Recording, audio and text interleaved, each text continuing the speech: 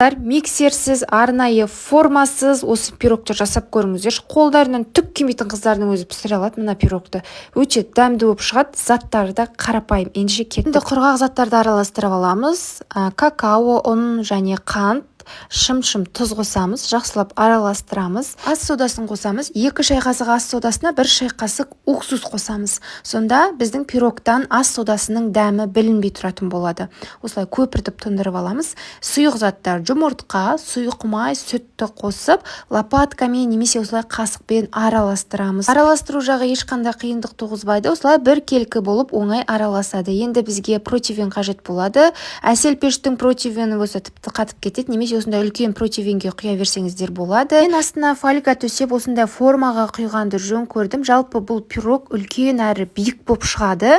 Тіпті 2-ге бөліп, ортасынан арасына крем жағып, торт ретінде ұсынсаңыздар да болады. Үстіне құюға шоколад пен сүтті ертіп аламын. Піскен-піспеген осындай тіс шұқығыштың көмегімен анықтап алсаңыздар болады.